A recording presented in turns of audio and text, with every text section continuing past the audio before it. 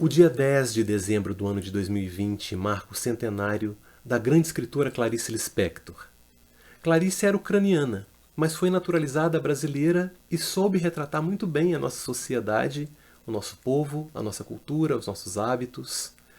Clarice era uma mulher intensa, mas também era maternal, era fraterna, era sensível.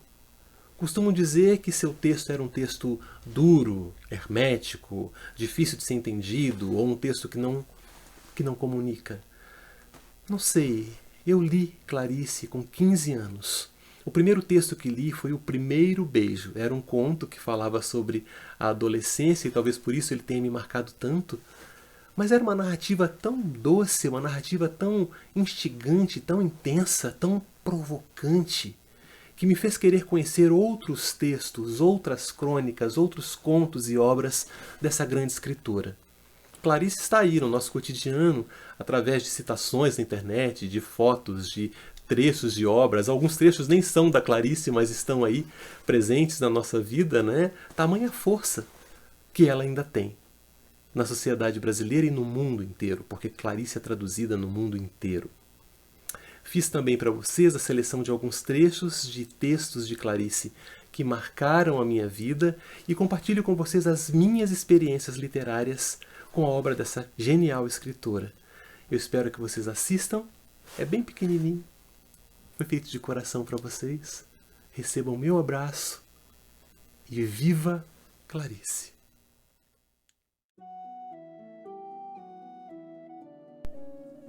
E nasci para escrever.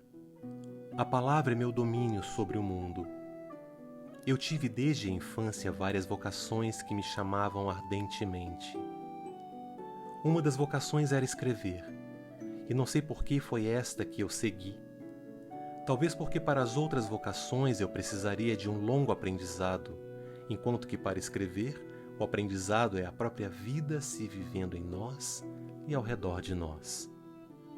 É que não sei estudar, e para escrever o único estudo é mesmo escrever. Adestrei-me desde os 7 anos de idade para que um dia eu tivesse a língua em meu poder.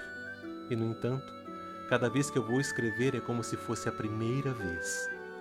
Cada livro meu é uma estreia penosa e feliz. Essa capacidade de me renovar toda à medida que o tempo passa é o que eu chamo de viver e escrever.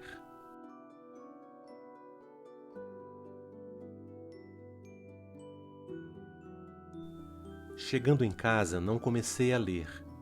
Fingia que não o tinha, só para depois ter o susto de o ter. Horas depois, abri-o, li algumas linhas maravilhosas, fechei-o de novo, fui passear pela casa, adiei ainda mais indo comer pão com manteiga. Fingi que não sabia onde guardara o livro. Achava-o, abria-o por alguns instantes. Criava as mais falsas dificuldades para aquela coisa clandestina que era a felicidade. A felicidade sempre iria ser clandestina para mim. Parece que eu já pressentia. Como demorei. Eu vivia no ar.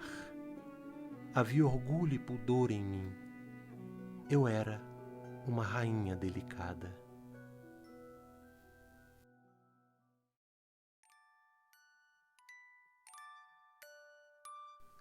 Aos 9 anos escrevi uma peça de teatro em 3 atos, que coube dentro de 4 folhas de um caderno. E como eu já falava de amor, escondi a peça atrás de uma estante e depois, com medo de que a achassem e me revelasse, infelizmente rasguei o texto. Digo infelizmente porque tenho curiosidade do que eu achava do amor aos 9 precoces anos.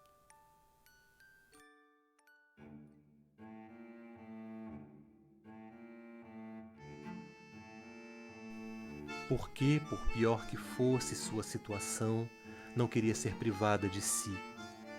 Ela queria ser ela mesma. Achava que cairia em grave castigo e até risco de morrer se tivesse gosto. Então defendia-se da morte por intermédio de um viver de menos, gastando pouco da sua vida para esta não acabar. Essa economia lhe dava alguma segurança, pois quem cai, do chão não passa. Teria ela a sensação de que vivia para nada? Nem posso saber, mas acho que não. Só uma vez se fez uma trágica pergunta: quem sou eu? Assustou-se tanto que parou completamente de pensar.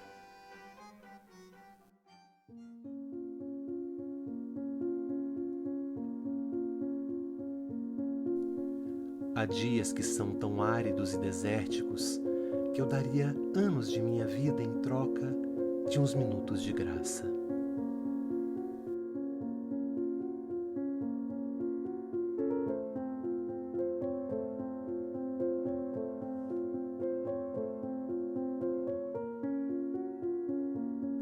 Só peço uma coisa. Na hora de morrer eu queria ter uma pessoa amada por mim ao meu lado para me segurar a mão. Então não terei medo e estarei acompanhada quando atravessar a grande passagem. Eu queria que houvesse encarnação, que eu renascesse depois de morta e desse a minha alma viva para uma pessoa nova. Eu queria, no entanto, um aviso. Se é verdade que existe uma reencarnação, a vida que levo agora não é propriamente minha. Uma alma me foi dada ao corpo.